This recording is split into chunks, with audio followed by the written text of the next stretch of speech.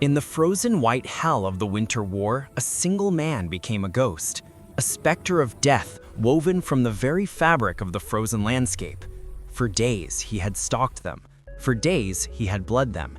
His name was Camouflage. And on December 22, 1939, with the temperature at a brutal -40 degrees Celsius, the entire might of a vengeful Soviet battalion was descending upon his position. This is the story of when 500 men hunted one sniper in the snow. Camouflage was not a career soldier. He was a farmer and a hunter from the Finnish countryside, a man forged by the wilderness. He stood just over 5 feet tall, quiet and unassuming. But with his Finnish M28-30 rifle, he was an artist of lethal, terrifying efficiency. The Soviets, in their dark, bulky uniforms, or stark silhouettes against the endless white, they never saw him. They only heard the whisper of his shots and saw their comrades fall. They began to call him Belaya Smirt, the White Death, and his legend began to paralyze them with fear. The Red Army Command had enough. The order was given: locate, surround, and eliminate the sniper. A force of roughly 500 men, an entire battalion, was unleashed. They moved like a human comb through the snow-laden pines. They laid down suppressing fire with DP-27 machine guns, sending torrents of bullets into any conceivable hiding spot. They began to advance, a wall of men and bayonets compressing the battlefield. For Haiha, observing from his hidden firing point, the world shrank.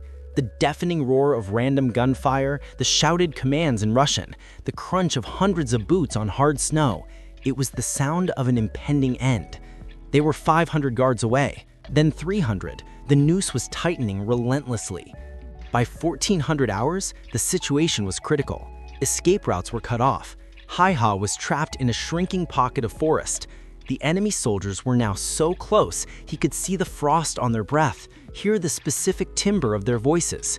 A lesser soldier would have panicked, fired wildly, revealed his position for a final suicidal stand. For Camouflage, this was the moment of supreme test. Conventional wisdom said he was already dead. He was one man with a bolt-action rifle facing down a small army. The mathematical certainty of his demise was absolute. The weight of that reality must have been immense. Yet, he did not break. What happened next was not an act of blind rage, but one of calculated, cold-blooded brilliance. Haiha realized he could not stop 500 men, but he could break their will. He could make them believe the forest itself was fighting back. His solution was as simple as it was audacious. He would not run. He would not hide. He would fight back on his own terms, from within the very trap they had set. He selected his targets with surgical precision. Not the nearest soldier, but the one giving orders. A single shot rang out. A junior officer fell. The advance in that sector stalled as men dove for cover. Silence. Then, from a seemingly different direction, another shot. A machine gunner clutched his chest. Then another, an NCO rallying his men. He was no longer a stationary target. Using pre-prepared positions and his intimate knowledge of the terrain, Haiha began to move, a shadow-like shift. He would fire a few shots, then crawl silently through a snowdrift just as the enemy concentrated their fire on his old position. To the besieging Soviets, it seemed the White Death was everywhere. Their coordinated hunt descended into pure chaos. The hunters had become the hunted. By twilight, their morale shattered. The 500-strong force withdrew, leaving their dead in the snow.